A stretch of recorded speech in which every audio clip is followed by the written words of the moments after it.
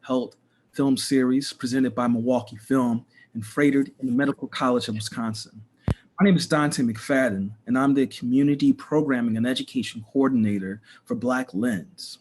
And we are extending this Minority Health Film Series is a virtual version of the Minority Health Film Festival. So this started in September 2019, and this was inspired by health-related conversations happening across the nation. And the festival was created to extend those conversations in Milwaukee communities. It's the first of its kind in its country, and it took place over the course of 4 days, and it included unique film selections, community forums, and an interactive health fair, all related to information about the health statuses of racial ethnic minority populations. So SALUD sin PAPELES was featured in the festival, and we're very fortunate enough to have it as part of this virtual series so that audience have a chance to see it again, or if they didn't attend the festival back in September, they get to see it for the first time. And the film is about a series of events sparked by backlash to a neo-Nazi rally and a stream of strict anti-immigrant laws passing in Arizona. A group of activists organized to build Phoenix Allies for Community Health, a unique free clinic serving undocumented immigrants. The film follows their journey, delves into the heart and the history of the clinic, and chronicles the poignant stories of undocumented patients, as well as their courage and resilience. Health Undocumented captures the inspirational birth of a local grassroots movement, full of beautiful human portraits, including those of doctors, nurses, and activists who would stop at nothing to make a difference. I am honored to be joined by Juan Freites, the producer and director of Health Undocumented, and he is a Venezuelan filmmaker and a video journalist. Human rights and immigration are recurring topics in his work as the founder and director of Community Grassroots Media. His documentary shorts have been featured by NPR, PRI's The World, NBC, The National Journal, and Huffington Post. An immigrant himself, Freites fundamentally understands difficulties and discrimination facing immigrants. His first feature-length documentary, which is featured now on Milwaukee Film's Sofa Cinema, awarded him several grants, including the highly competitive Artist Research and Development Grant from the Arizona Commission on the Arts and the National Endowment for the Arts in 2016. This film is screened at national and international film festivals and has been translated into multiple languages, including Spanish, Hindi, and Malay. Freites has been hosted by renowned universities, including Stanford, NYU, Georgetown, and University of California, San Diego, to present his work and lead discussions about the communities and topics documented in his film. Most recently, he presented Health Undocumented at impact conferences, including the North American Refugee Health Conference, Netroots Nation 2019, and the American Public Health Association in 2020. So Juan, I would like to welcome you to this conversation hosted by Milwaukee Film and the Froedtert Medical College in Wisconsin. It's great to show this film again.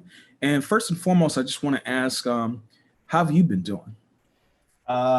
We're good. We're okay. My family is okay. It's just getting a little tired of being inside the house and not able to see friends. It's been a couple months of this, but we are fortunate that we have a roof over our heads and we're good. So Absolutely. So thanks for being with us tonight, and most importantly, thank you for this film.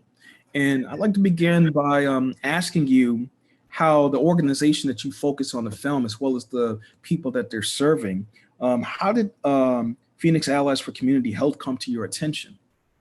Yeah, so at the time, my wife and I were living in Phoenix. We moved from Michigan. We're back in Michigan now, but we moved to Phoenix for her to go to school. And one of her professors in school was Bob, who was featured in the film, and he was doing the street medicine part of what Patch became later. And so, she just started hanging out with her professor, and um, the professor's wife, Amy, who's also featured in the film. We became really good friends, and they invited me when the clinic was being built. They invited me to come to the clinic and just help. We had just moved to Phoenix. We didn't have a lot of friends. We were trying to get to know people in the community, and the best way is volunteering. So we're like, of course, like we'll come. And so we demolished that old house, or part of that old house that became the first clinic, and just help lay the floors and paint or do whatever. And then after that, they started seeing patients even before the clinic was built. And so I speak English and Spanish, and a lot of their patients were undocumented people, and a lot of them were Spanish speaking people. And so I volunteered to be an interpreter at the clinic, and that's how I started getting involved with all these stories. And that's where the idea came from, because I was pretty much the person in between the medical provider and the patient. And it's like, wow, I mean, all gathering all these stories, I'm like, I think we need to do something about this. And so that's how it happened that I got to know him. They asked me at some point, because they knew I was into video and film, that to do a fundraising video for them. And I told them, well, I mean, we can do the fundraising video for you, and I'm also have an idea of doing a documentary about the clinic. And of course they were, they jump on board and like, sure, like, let's do it. And so that's how everything started. Yeah, and that's one of the interesting things about this documentary, the way in which the arts are used as a way to raise awareness, serve undocumented populations. Yeah. Yeah. I've That's how I got the idea for the story too, because when I started talking to them, it wasn't only building the clinic, it's the whole movement that was coming, in the aftermath of SB 1070, which was the Show Me Your Papers bill. Mm-hmm. And so it was such an interesting story, seeing the community come together to provide for the most vulnerable without any government help, without any, gigantic sponsors. They just decided to organize the community and come together and start that clinic. Yes, and SB 1070, as you said, the Show Me Your Papers bill. Yeah. It's been a decade since that became national news, and I'm curious to know, what your observations were, what was going on in Phoenix at the time when Jan Brewer was the governor and Joe Arpaio was the sheriff of Maricopa County. Yeah. At the time, so it's interesting because, of course, SB 1070 galvanized the community to act. And it wasn't just when SB 1070 was passed, it was coming together for a long time of, immigrant groups getting organized. But it was SB 1070 that, what do you say, broke, I forgot how do you say that saying, broke the straw of the camel or something like that. Yeah, the straw that broke the camel's back. That's the saying. And so, I mean, everything exploded, and there were a lot of really good backlashes, and one of them was the clinic. And it was because of SB 1070, and it basically was discriminating people based on appearance, and their color of their skin. Like, people will get pulled over because you don't look American, and so it's like, so who looks American then? What is the standard of being American? And so, all these injustices like brought the community together, and that's how the people that started Patch met counter protesting a lot of the things that were happening at the time, and that's how activists came together to build the clinic. Mm-hmm. And you open your film showing the various rankings of Arizona among the 50 states in the categories of economic well-being, education, general health, mental health. And if you could explain why that contextual information was important for this film. Yeah, and I hope they're doing better now. Right. It's been a little while since I finished the film, but I was just, I remember at the time doing research and looking at the UN Development Index and being like, so what do you need as, what do we need as humans to develop ourselves in a, civilized society or developed country? And, there were different elements that you need for you to be a productive member of society and, achieve your best. And, I decided to focus on healthcare because it had to do with the clinics. And I just wanted to make it a universal theme and be like, this is what people need to, to advance and have a better life. And people of color are being hit from so many directions in Arizona. And one of them was healthcare. But yeah, it was a way of portraying or taking one of those elements and fleshing it out and be like, this is, if you break this cycle, then this happens. And so you could break the cycle with all the other elements and all the rankings that I had. And yeah, the cycle of oppression, you break the cycle and, we can see what happens. Indeed. And Phoenix, it's described in the film as very diverse, but at the same time, very polarized along racial and ethnic lines, especially in terms of geography and socioeconomic status. And what were your direct observations of this, and how does this contribute to the issues that you capture in the film in terms of who receives health services and who doesn't? Yeah, it was interesting because I was coming from Venezuela, and I think the first time in the US I saw poverty like the one I've seen in Venezuela was in Phoenix. And I was just, like amazed at like, how can they be this dichotomy between rich and poor? And in Phoenix it's very noticeable because you can drive literally 2 blocks and it's like, I mean, income probably goes down like dramatically. And so you could see that difference of gated communities of like really rich people drive 2 blocks and then like people are, dying selling scrap batteries and all these things. And so I think that dichotomy, I wanted to make, first of all, I wanted audiences to know where the film was taking place and the dichotomy between rich and poor to set the stage, to sort of explore healthcare and how healthcare impacts perpetuating poverty. And at the beginning of the documentary, I think you capture that in a compelling way, just in terms of showing how even though there you have these spaces not that far from each other, it's quite drastic in terms of the gated communities versus what the other side of the tracks looks like. And curious to know, how did you come to meet the people who are most prominently featured in the film, particularly with PAC and also the people who are served by PAC in the film? Yeah, well, the patients I met at the clinic, being an interpreter, and there's just a lot of similarities between cultures and Central America, Mexico, and Venezuela, and it's easy to relate to people right away. And I was working class in Venezuela too. Like I was able to relate and see the struggles and joke with them and speak the same language, and they just felt they a lot of them felt they could trust me, and we ended up being friends even after the film, and we still call each other.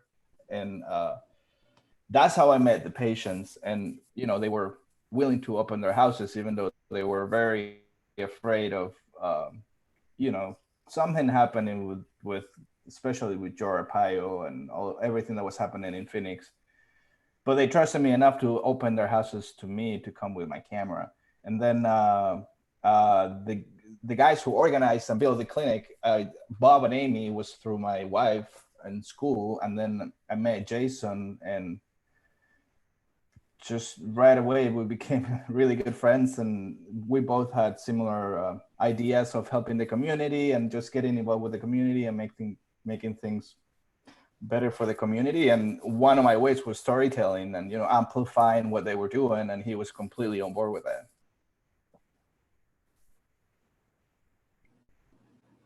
And as you got to know the various people who are featured in the film, how did you go about determining the way that they should be portrayed? And how did that lend to the way you want to create the story structure? I find it quite intriguing the way you talk about how storytelling is your way of helping make a difference, particularly unveiling the stories that often go untold. Yeah, well, I actually, that's an interesting question, because it was deliberate that I left the parts of the patients with no music, because I did not want to influence anything of what was being captured with the camera.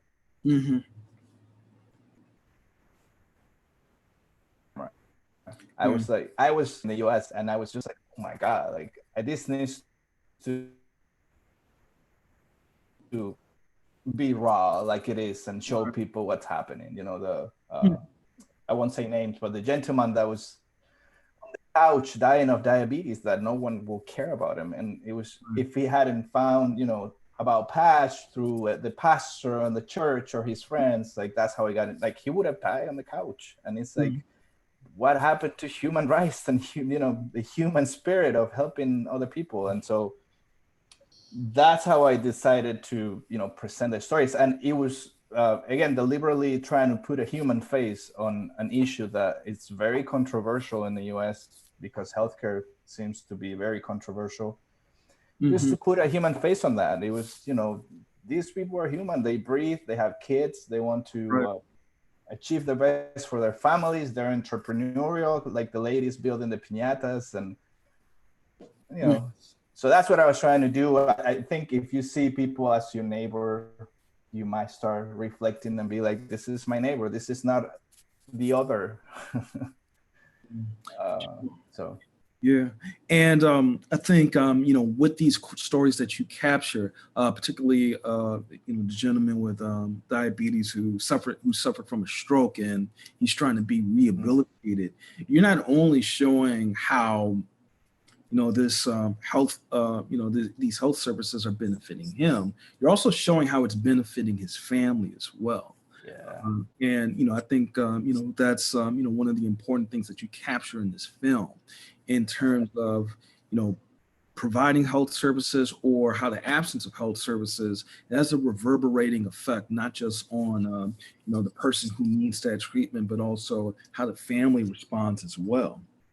And just some, just to follow up on that, I think, I was reading the synopsis earlier about the film, and, I think, people at first glance, they could easily see this as about, it's about a protest showdown between grassroots advocates for the health of undocumented immigrants and the American Nazi Party over SB 1070.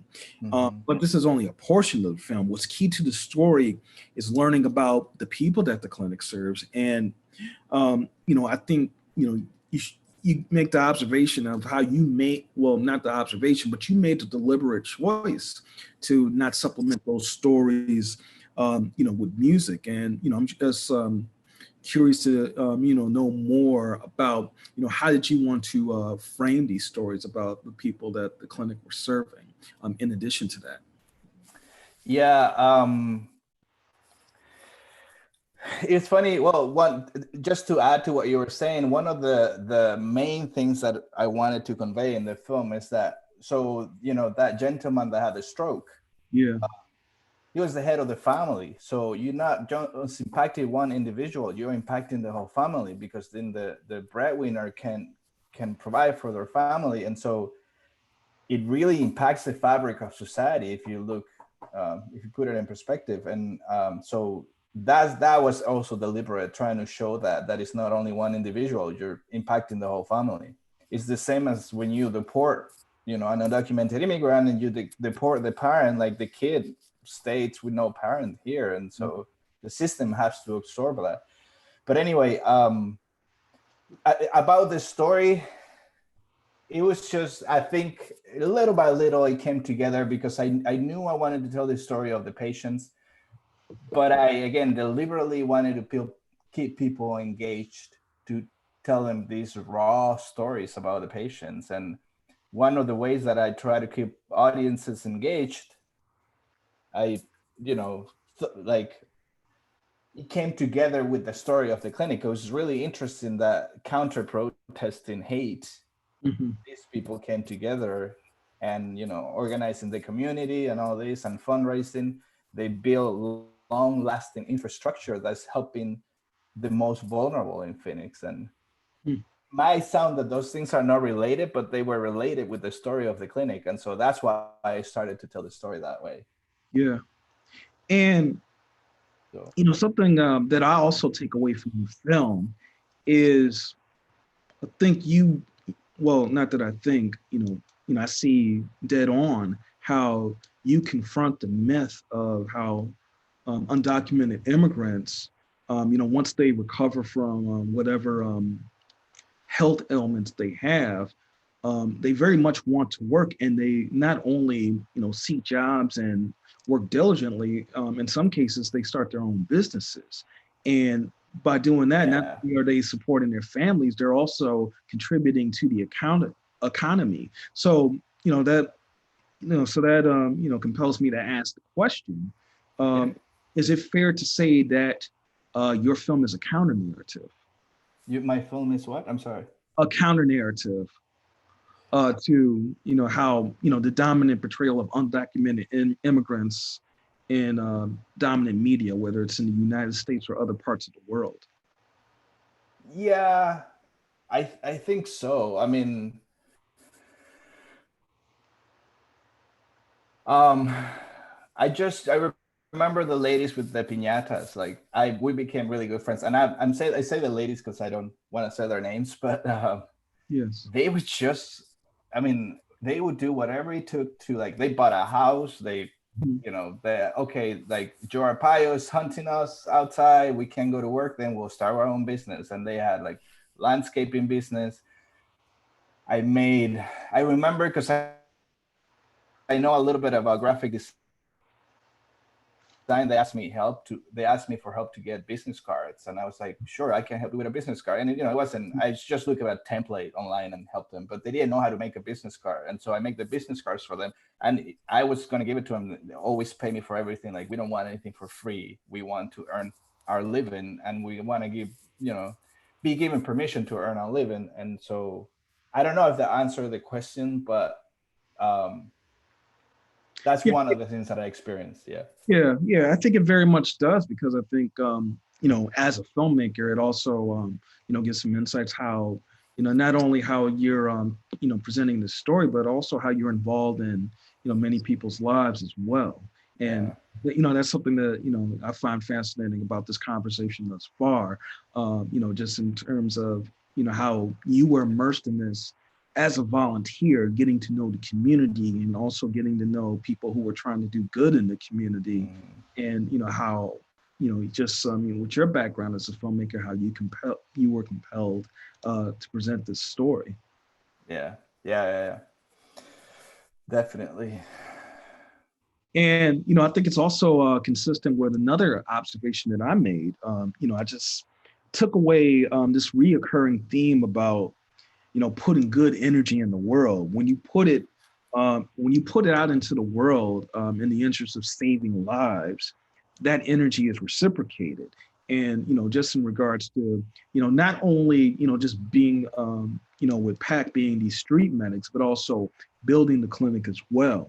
And, gathering these unsolicited donations to make sure that the communities being served are given full service. And, if you could, speak to that in terms of, just your direct observations of, putting good energy into the world and, getting it back in return, both, just being part of this community and then also just as a storyteller. Yeah, I'm gonna tell you right now, it's real, man. Mhm. It's contagious. It's just, I mean, I remember being in the clinic and people being so moved by what was happening that, they ran out of space to do volunteers. And even like me, it's a good example. As soon as I saw what was happening and how people were coming together, I was just like, oh my God, this is a great story. We need to amplify this. And it's just, they started getting social workers and all these people wanting to, it's like, they're like Robin Hood of healthcare, grabbing what you have, what you can give your skills, and I want to put them towards helping the community without charging anything. And so I did the same thing. I started the film not thinking that I was going to make any money. It was just moved and uh, by the story, and so it is real. It's contagious, and I had no idea that I was going to reach places with the film that I have reached so far. I mean, we screened in Malaysia, and they invited me to go to Malaysia, and it so I found out that they have mobile clinics going on in Kuala Lumpur, Mm. trying to help the undocumented population that comes from neighboring countries, Myanmar, Bangladesh, and all these Southeast Asian countries. So Malaysia is like a hub for them to come to work and make some money and send to their families. And so I had no idea that my film was going to inspire people in Kuala Lumpur and in Malaysia, for example. And so the message was amplified, and I put it out in the universe and started doing some some more good than I thought it was going to make. That's powerful. Yeah. Yeah, and especially given the fact that when you make a film, tell a story, or put any artistic product out into the world, it no longer belongs to you. It takes on a life of its own, and it's just powerful to Yeah. see, Yeah. how that reverberated. Yeah, and seeing it grow is just like, I mean, blown out of the water. Like, this is helping people, and it's still helping people in places that I have no idea that it's helping people. So Indeed, and of course, when you're making a documentary, you know you certainly want to tell the stories that aren't being told. However, when you're dealing with a difficult subject matter like this, there's some ethical choices that you have to make. mhm. One, does it help move the story forward? Does it raise awareness of what it is that you're trying to capture? But at the same time, you have to step back and think also, um, is this coming at the expense of anyone? And I'm curious to know, what were some of the most difficult moments that you faced in making this film? And what were some moments that you made that made you consider whether or not, as a filmmaker, this is a ethical choices? I'm sorry, let me repeat that. What were some moments that made you consider whether or not, as a filmmaker, what you wanted to capture was an ethical choice for you to make? Yeah, I well, to your first point, I the day we went out into the desert to film the dropping of the water for the migrants, Mm-hmm. we ran into someone on the side of the road, and it's a person that was waving at cars because it was an undocumented immigrant crossing the desert, and he was already dehydrated, so he was disoriented, and so he was waving at cars because he gave up and he just needed someone to help him. And we stopped, and the guy who was leading the people that were doing the water drops told me right away, like, please don't bring the camera. And I wasn't like, in this moment right now, it's saving this guy's life. It's not, I mean, yeah, it's complicated because documenting it will bring awareness to a lot of people that these people can't just die on the side of the road. Mm-hmm. um, but yeah, I wasn't going to bring the camera and be on his face while he was dying. Like, I will never do anything like that. But it's a hard choice to make because you want to document reality and you want people to see reality. And seeing those eyes moved anyone, and I want audiences to see those eyes and that suffering, so they realize what's happening and what's real in the world. Mm-hmm. And And go ahead.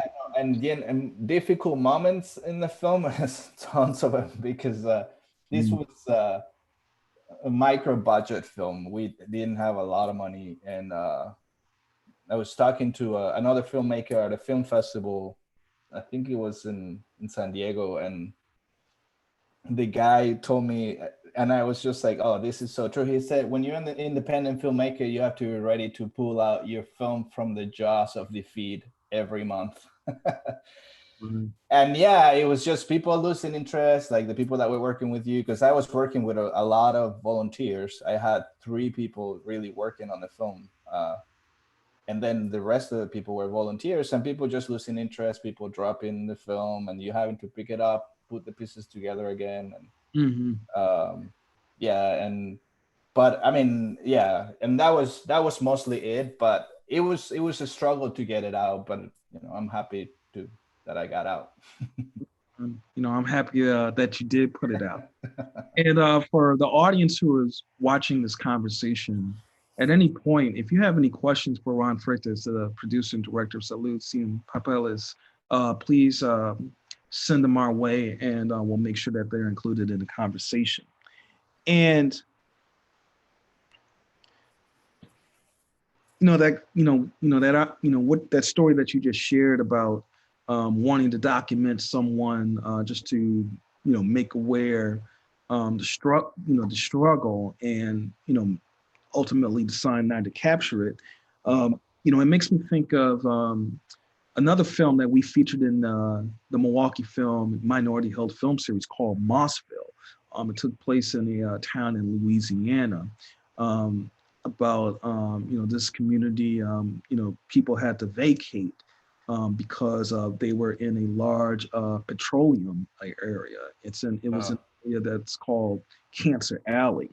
And I spoke with the filmmaker about the topic of non-refractive practices when it comes to filmmaking. So, in other words, practices in which the filmmakers establish a genuine relationship with the community that they're capturing on film. And usually these practices are discussed regarding the relationship between the filmmakers and the people in the communities that are depicted, sometimes along racial or ethnic lines, sometimes along the lines of being a quote unquote outsider, or just being from a socioeconomic background. And I think you spoke a lot of these issues already. And, I'd love to hear your thoughts on, those kind of practices in being a filmmaker, especially given that, you were living in Phoenix and you were working with the organization.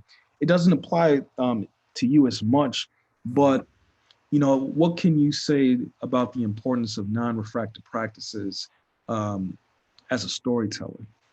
Yeah, I mean, one of the I am an immigrant in this country, and I was um, I was telling the story of immigrants, and I remember talking to some of the people that was featured in the film, some of the patients, and I've gone through the same things they've gone. Like I didn't come to this country with a lot of money, and I had to earn a living and work 2 or 3 jobs, and so and it's funny because it feels like the what's the word, like your first job it seems like the first job that immigrants seem to have in the U.S. is always being a dishwasher, and I was a dishwasher at some point, and so it was just easy to relate to that. And so stories that are shining a light on that and that are coming from that are coming from immigrants, from that population, like are real stories. You're not I've just seen a lot of filmmakers that are outsiders and just go and document vulnerable populations, and they end up making a ton of money. And it's um, and it's just, I don't know, it's just it doesn't have the same level of insight and complexity that being from that population and that socioeconomic background brings. So Mm-hmm. I don't know if that answered the question, but No, it certainly does. yeah. Uh, Yeah, and I appreciate that perspective. Yeah, another. You just made me think about. I was flying somewhere for a film festival, and I watched this documentary called Free Solo. Yeah, yeah. And not to criticize the filmmaker, whoever made the film, but it's just a story, because it's like, so this guy chooses to climb, this gigantic mountain, and he is treated as a hero because he risked his life for something that he chose to do because he was privileged enough to do it. Hmm. And then you have people crossing the desert, risking everything with their families, and when they make it into the country and they don't die, they're treated as criminals. And so I don't know. You made me think about that, because there's a dichotomy there that you're like, okay, so this guy risks his life because he wants to, and he climbs a gigantic mountain and he doesn't die, then he's a hero. And then the other guys that are crossing the desert are criminals. Right, right. And then also that dichotomy of privilege as opposed to survival. Exactly, because you never saw that the guy was privileged enough to have a life where he could just climb mountains. Right, right. And that dichotomy is very real in this time that we're living in. And I'd like to get your thoughts about that with regards to your film in a little bit. I'd like to incorporate a question from the audience. This comes from Anika Wilson. Her question is, what insights did you gain about organizing when you were working on the film? Inside, you get organizing communities, or Um, Particularly with any kind of activism in terms of volunteering with this organization. yeah, well, I think a lot of I can tell you the inspiration that I got from Jason, for example. Yeah. Jason was unstoppable. Mhm. And it's just, uh, you have to believe so hard that it's the same way that I believe that I wanted to make this film and make it happen. It's just, it edges on insanity of like, I want to keep going until this is done because I want to make it happen. And I think that was the mind of not only Jason, but some of the activists. Like, we're going to do whatever it takes to make this. I don't care what we need to do or sacrifice or whatever. Mhm. And I think that's this, I don't know, that's the spirit that I really got from these guys. Not so much about strategies about organizing, but inspiration to keep going with the film and being like, I need to finish this, and I Mhm. it. And you capture him saying at the end of the film, I don't care how you got here, where you came from. Everyone deserves health care. Yeah, Mhm. and yeah, and Jason says a line also at the end that it's like, it doesn't matter if you lose or win. I'm paraphrasing him. What matters is that you fought for your dignity, Mhm. and that's what gives you honor, and that's what keeps communities going. And I think that was very powerful. Mhm. Mhm. And I think that crystallizes the very inspiration that you're talking about. Yeah, yeah. So with the feature people that are featured in the documentary, you talked quite a bit about Jason, but what updates can you share in terms of how they're doing now? Yeah, well, they at some point have started, because that was one thing that the board was trying to be more diverse, and so they started um, sidelining themselves and started giving the reins of the organization to people of color. So I think I know Jason's working in an ICU unit as a nurse in California.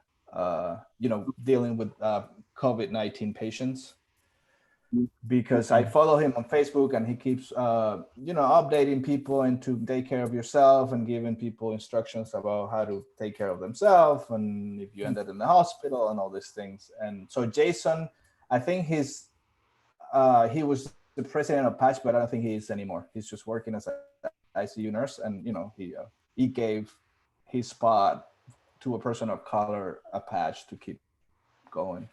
And then Amy and Bob, I think they moved out of Phoenix and they just keep the activism, going, organizing with communities. I don't know if it's based focused on healthcare, but I know Amy is a huge activist, and but that's what I know so far about them. Mm-hmm. Yeah. So, with everyone who is featured in the film and everyone involved in making the film, we just hope that everyone is safe and healthy where they are, during this period, especially Jason, working directly to save people's lives who are affected by COVID-19. Um, Yeah. so, and this leads to my next question, actually. Um, why do you think this film is important to see in the time that we're living in now?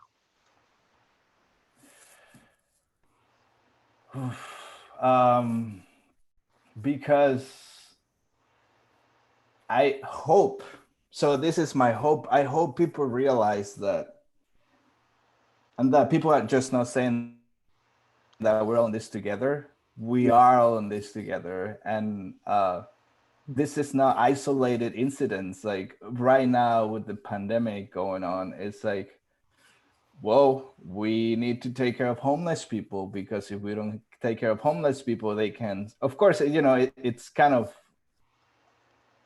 screwed up that it's because they go into it infect other people that they have to take care of homeless people. But it's like, I don't know, we're realizing all our deficiencies and all the things that are deficient with the healthcare system and that we need to address. And not only that, with poverty and with, a lot of things. And I think this is sort of a reckoning for society to be like, wow, like what is happening. And I hope that the films, highlights those examples of compassion and taking care of each other and moving forward together instead of just leaving a lot of people behind. So I hope that's what happens. Indeed. And you were talking about the homeless population and then, also the incarcerated population as well. Those are two examples of populations who, in which physical distancing is a grave challenge. Yeah, exactly. So yeah, I mean, strange new reality. Mm-hmm. But And I hope it serves as an example. And I've been trying to look for the silver lining every day and be like, well, right. can we be better than this? Mm-hmm. Mm-hmm. And so here's a follow-up to the last question. And I think it's more so of a comment, and curious to get what your response to it is. It states that it also seems that survival and activism and shoestring filmmaking all require a lot of creativity and problem solving. So if you could speak to the creativity. Yeah, I think in this case and in the film, being from Venezuela and being working class and, in a developing country, you have to learn to do the best with what you have. So yes, I mean, problem solving, creativity, like I had to wear so many hats to make this film just hit the screens, like so many. I had to learn things that I didn't know before, and about, I don't know, audio mixing and a lot of things that were out of my scope, but I'm like, you need to learn it. And I think the most important thing that I would tell someone is to finish, no matter what, but finish. That was what drove a lot of the energy of the film. I needed to finish. My first project that I worked on, it was a documentary about Venezuela, and we ran out of funding and I never finished. And I just felt so bad about that. So this time around, I was like, so my goal is going to be to finish. And so, yeah, so that would be my advice, to like, no matter how it comes out, finish it, look at it, learn from it. And the next time, I guarantee you, it will be a lot easier and a lot better. And I certainly appreciate you driving home the importance finishing a project. I haven't made films, but I've studied filmmaking and other forms of media. I have a PhD in English with an emphasis in film studies, and you know, whether people are making fictional films or documentary films, I'm very, I'm very concerned and very interested about, how a film captures a community, particularly independently made films. And, like you said, usually with the deficiency of funds and those things, and then also people who are working on a volunteer basis and their commitment wanes. You have to be still as the person telling the story, you have to be committed to finish. So I'm very happy that you said that. And I think it's a good segue to this next question I have about you founding community grassroots media. I'd like for you to talk about this, how you launched this organization, and what are some projects that you're considering. Once we're on the other side of this situation, which we don't know looks like. Yeah, community grassroots media came together right when I was shooting the Patch documentary, because so Amy, Bob, and Jason, and a lot of the activists in Phoenix were not only involved in helping the vulnerable population, undocumented population, but they were involved in helping, for example, the homeless people. And it is my passion to use storytelling to shine light on issues that I think need to be brought, to the public to see. And one of them, I remember was, and this was just so bad. They had the homeless population in Phoenix sleeping on a parking lot. It was literally a parking lot with, what is that, chain link fence? I think that's what you call it. And that was the homeless shelter in Phoenix. And so remember, Amy called me and it's like, do you think you can bring your camera and can we do a story about this? And I'm like, yeah, of course. And so, working with the activist community and doing different shorts of different things that were happening in Phoenix, I just decided to start a production company and, try to make it sustainable for me to be telling those stories, but at the same time doing some commercial work to pay the bills and keep going. And so that's how the idea came. And so I did a lot of the things for the community in Phoenix. We tried to get out the Latino vote for the 2016 elections with a short. We did the homeless shelter. We did. We try to highlight. There's a group of LGBTQ of the LGBTQ community, which a lot of them were undocumented and LGBTQ. And so the documentary was called Coming Out of the Closet and Coming Out of the Shadows, because it's like coming out twice. You come out as undocumented and you also come out as gay or lesbian or, queer. And so anyway, that's how it came together, because we started telling stories about the community. And so that's what happened. And right now we're working on a couple of projects. That was your next question, right? What projects I'm working on with that. So I got this idea. I'm going to try to be brief, of people being discriminated because of the way they speak. Because I have an accent, I'm an immigrant, and it's things that interest me. And so I started talking with a linguist from the University of Michigan, and we just got the idea to produce a documentary about language discrimination especially for people of color who might not speak standard English. And so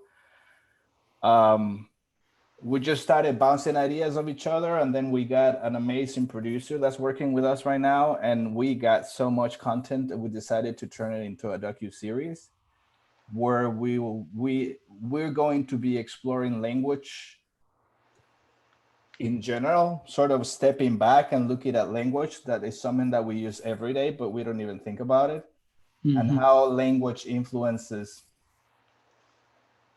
you day to day and the issues in the world, for example, healthcare and in the judicial system, is there discrimination against people of color because they speak a certain way, and the judge doesn't like how they speak, Right. or whoever is in the lawyer, and so we are exploring language in a lot of different settings, and we're focusing on language discrimination and language implicit bias when it comes to language. So Yeah, whether it's based on accent or even the words that you use. yeah, exactly, or the dialect you speak or anything. Exactly. Yeah. Exactly. And the fact that you're looking to make this into a docu-series, personally, I find that quite exciting. And, I just like to know how people can learn more about that particular project, as well as about your organization, and then even more so about you, whether it's through websites or social media. How can they learn more? Yeah, you can like the film Salud Sin Papeles, Mm. the Facebook page. You can also go to communitygrassrootsmedia.com. The project is still in pre-production, so we haven't published anything yet, although I think a couple of social media promos are going to come out. But yeah, communitygrassrootsmedia.com will be the place to see what's happening next. Yeah, thank you for sharing that. Yeah. Yeah, no, it's great. I think it's going to be a really, really good project. Good. It sounds really good, and it sounds like the kind of Mhm. story that's not told enough. And Yeah, exactly. yeah, so I look forward to seeing the progress on how it develops, and I look forward to seeing it becoming reality. I think you froze a little bit. Oh, I was just saying that. Okay, yeah. Yeah, I was just saying that I look forward to seeing the progress on this project, and even more importantly, seeing this come into reality.